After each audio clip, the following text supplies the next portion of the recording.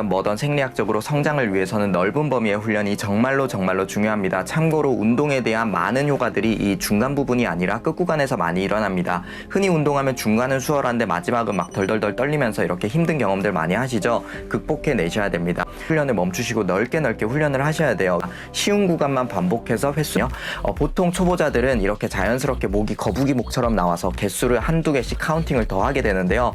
이렇게 목을 빼면 아무래도 땅에 머리가 빨리 닿으니까 개수를 몇 개 더 할 수 있게 돼요. 근데 이거는 이걸 성공이라고 측정하지 마시고 실패로 이제 측정을 해야 되는데, 문제, 초보자들은 이걸 체크 꼭 하면서 하세요.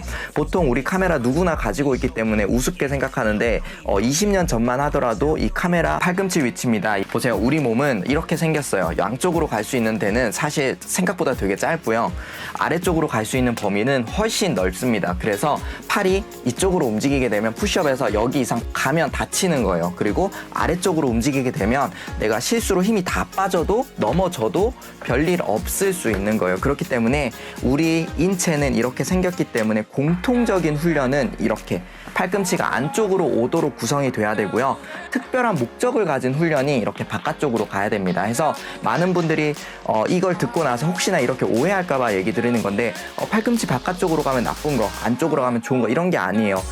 공통적이고 범용적인 훈련이 이 기본 훈련 스탠다드가 되는 거고요. 그 다음에 추가적인 훈련, 특별한 훈련은 어떤 목적을 가져서 이걸 만들어야 되는 이유가 있을 때 이런 훈련을 하는 겁니다. 근데 반대로 아무 이유도 없이 이런 기초적인 훈련, 위험한 걸 하고서 이제 하게 된다면 힘이 빠지면 우리가 당연히 더 위험해지겠죠. 그렇기 때문에 100% 내가 정신적으로도 성능을 발현하지 못할 가능성이 되게 높아요. 그래서 기초 훈련은 이렇게인데 쉽게 허리 포지션, 허리가 어떻게 되어 있냐에 따라서 무게가 엄청 많이 바뀐다는 사실 알고 계셨나요?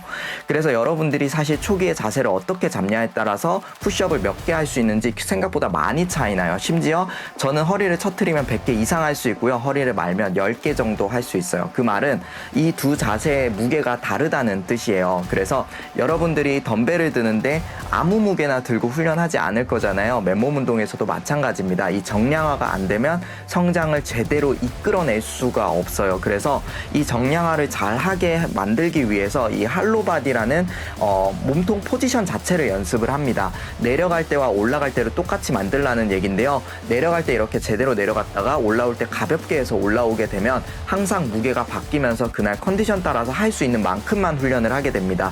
그래서 여러분들이 허리가 처트려지지 않게 할로바디를 연습하셔야 되는데, 만약에 스트렝스 훈련을 할 때 할로바디가 안 될 만큼 내 몸통을 유지하는 힘, 코어라고 하죠. 그게 힘들다라고 하면 위에 링크 달아드릴 테니까 고강도의 훈련을 하세요. 이건 제 영상은 아닌데 이 날개뼈를 얘기해보면 이건 착시 현상이고, 어깨는 항상 내려주고 등을 말아주셔야 돼요. 내려주고 등을 말아주고, 아셨죠? 그래서 푸시업 할 때 이렇게 말려서 올라오지 않아야 되는 이유는요, 우리가 어깨 팔뼈가 최소한의 저항 지점이 여기서 이제 움직일 때예요. 근데 어깨가 앞쪽으로 올라오게 돼서 이렇게 움직일 때는요, 이 위치에서 압력과 스트레스가 훨씬 더 높습니다. 그래서 기초적인 훈련에서 스트레스가 높아지면 남들보다 덜 훈련할 수밖에 없고 더 오래 쉬어야 되거든요.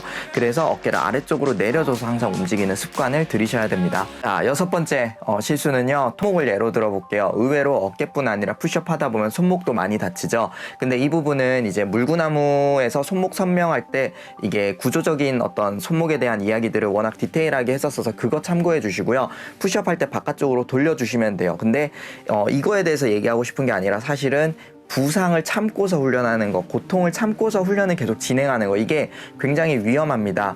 여러분들이 보통 아프게 되면 이거 보호대라고 하죠. 보호대라던가 파스라던가 부항 이런 걸 하면서 이걸 참고서 어떻게 훈련할지 계속 궁리하시거든요. 근데 여러분들이 이걸 해결하기 이전에 배워야 될 거는요, 지금 여러분들 손목이 좀 무리가 오는 것 같은데 라고 느꼈을 때 초반에 배워야 될 게 뭐냐면, 내가 이걸 어떻게 휴식을 해야 이게 잘 회복될까를 고민하는 법을 배워야 돼요. 지금 이 시기에 이걸 놓치고 가게 되면 어깨에서 또 생기고 팔꿈치에서 또 오고 무릎에서 또 오고, 이 일은 계속 반복됩니다. 그렇기 때문에 이 손목에 뭘 감고 이런 보호대하고 이런 게 중요한 게 아니라 어떻게 손목이 쉴 수 있을 것인가에 대한 고민을 시작해야 되는 시기인 거예요. 그래서 제가 이제 방법을 예로 들어드리면 손목이 내가 만약에 아프다 그러면 패럴렛 바를 이용하셔서 손목이 중립 위치로 둔 상태로 푸시업을 하게 되면 그날은 손목에 대한 부담이 없이 훈련을 할 수가 있어요. 근데 이게 반대로 말하면 맨날 패럴렛 바에서 하게 되면 우리 손목은 중립 위치에 적응을 하겠죠. 그러면 바닥에서 하는 훈련들이 점점 힘들어지거든요. 그렇기 때문에 항상 균형입니다. 컨디션이 좋을 때 항상 바닥에서 하시고 안 좋을 때는 패럴렛 바로 미리 올라오세요. 이거 아프고 나서 치료한다는 입장에서 올라오시면 늦어요.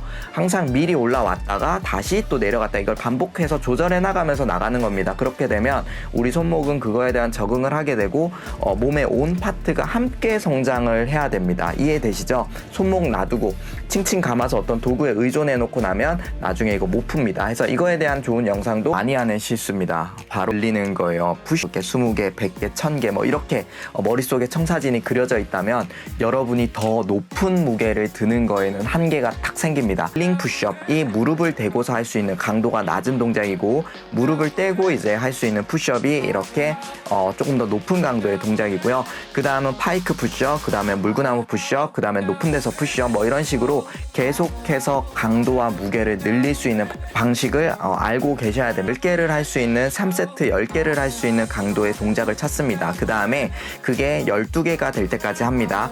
12개 3세트를 성공하고 나면 13개로 나가는 게 아니고요. 다시 10개로 더 힘든 푸시업을 합니다. 그 다음에 다시 12개를 만들고 다시 또 10개로 낮추고 다시 12개 만들고 더 무거운 동작 만들고 뭐 이런 식으로 해서 청사진을 쭉 꾸려가는 거예요. 그래서 여러분들이 훈련을 하실 때 나 푸시업 시 죽을 때까지 해서 강해져야지 이게 아니라 푸시업이 되고 나면 다음 목표, 다음 목표, 다음 목표 이렇게 해서 더 무거운 무게로 계속 나아가셔야 우리 몸도 그 필요에 의해서 적응을 합니다.